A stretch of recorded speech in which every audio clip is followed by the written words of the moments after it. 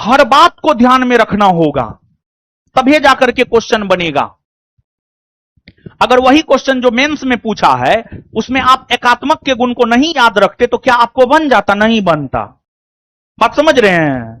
तो बस अब आप समझे कि नहीं समझे? मतलब पूरा पढ़ने के बाद भी जब जाते हैं एग्जाम हॉल में, पढ़ा हुआ भी क्वेश्चन आता है तैयो नहीं सही करके आ पाते हैं, इसका मतलब क्या है?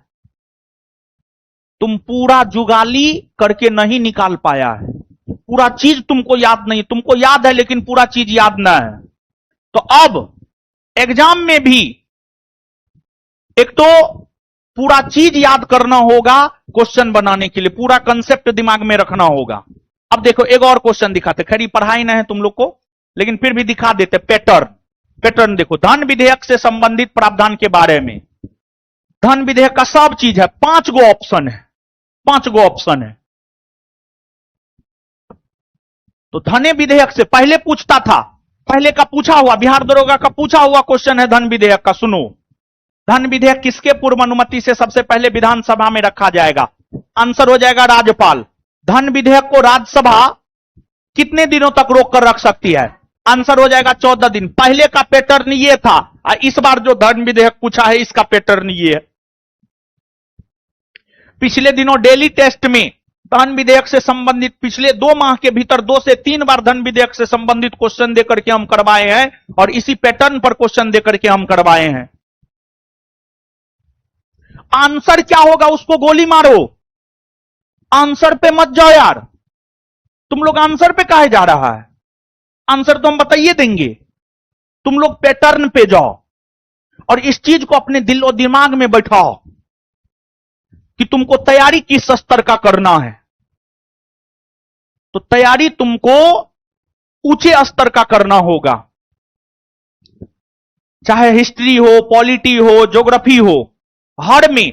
देखो पहले जैसे ज्योग्राफी में एक क्वेश्चन तुमको बता दे रहे हैं, पहले पूछता था निम्न में से कौन खरीफ फसल है, कौन रबी फसल है। इस बार गेहूं के बारे में पूछा है, गेहूं को कितना पानी चाहिए, किस प्रकार का मृदा चाहिए, कैसा तापमान होना चाहिए, 3 गो चीज 4 गो चीज, पूरे गेहूं का कंसेप्ट एक क्वेश्चन में दे दिया है। तो तुम पैटर्न समझ पा रहे हो? ये चीज दिमाग में बैठ गया तो एग्जाम तुम्हारा है। ये चीज दिमाग में नहीं बैठा, इस लेवल का तैयारी नहीं किया तो फिर जीवन में कभी सब इंस्पेक्टर नहीं बन पाओगे और अधिकतर लोग नहीं ही बन पाता है। अभी देखो यार, 7-8 लाख लोग पीटी में फॉर्म भरा था, रिजल्ट 35-36 हजार का हुआ।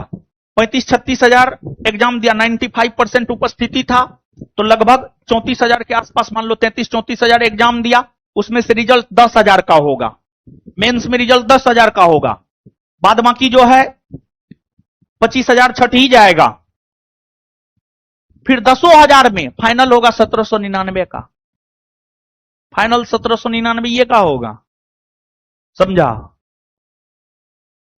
तुम भ्रम में है कि तुमको सरकार नौकरी दे रहा है, तुमको सरकार छांट रहा है।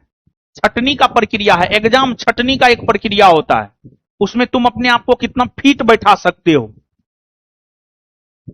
तो अभी तो डेमो ही चल रहा है, सब लोग देख लो कान खोल करके, आंख खोल करके, सॉरी आंख खोल करके देख लो और कान खोल करके मेरी बात सुन लो, समझाना। और इस तरह का तैयारी जो है ज्ञानी बिंदु में होता है, दूसरा कहीं नहीं होता है। ये सत्य है और ये परम सत्य है, समझे? तो